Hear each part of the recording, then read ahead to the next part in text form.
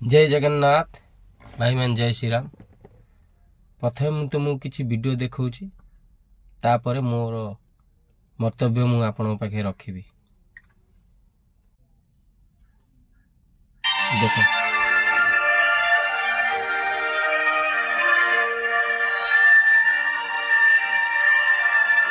ये हूँ हिंदू मंदिर। बांग्लादेश रे हिंदू मंदिर ऊपर कि अत्याचार होछि देखो देखो দেখো এসে আমার বাসার মধ্যে ঢুকে আমার বাবা একজন ব্যবসা করে, সে তার ব্যবসার প্রতিষ্ঠান, আমার ভাই একজন ডাক্তার, ছোট কাকার ছেলে, তার চেম্বারও আমাদের বাসার মধ্যে।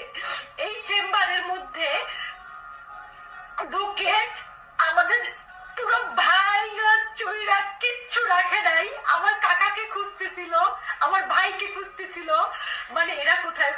আমার মা বাইরে ছিল, আমার মা শুধু নিরুপায় হয়ে দাঁড়ায় দেখতেছে যে ঘরে ফ্যান বলেন, খাবার জলের জগ বলেন, একটা একটা গ্লাস বলেন, কিচ্ছু রাখে নাই। পিটারে ভাইয়া ফেলাইছে। বাবা যতটুকু পারছে ছবি তুলছে এবং বাবারে মারছে, বাবার গায়ে হাত দিছে। আর একটা ভিডিও দেখেছি তুমি, হ্যাঁ তো বলাই আছে আমার ছোট কাকাকে ওরা খুঁজতেছে। देखो ये सब बांग्लादेश मुसलमान अत्याचार हिंदू पर 100 कोटी हिंदू अच्छा इंडिया रे कहीं गोटे बाल बंका कर भाई आम तो औकात नहीं। जो मैंने बड़ बड़ नेता है बैठ जो मैंने बड़ बड़ नेता इंडिया को चलाउच से कौन कर देख हिंदू केते कष्ट अच्छे बांग्लादेश देख आ मुसलमान भाई मैंने देख तुम के खुशी अच्छे इंडिया रे आ बांग्लादेश तुम मुस्लिम भाई मैंने माधुरचोद मैंने कमी कर देख हिंदू मैंने देख भाई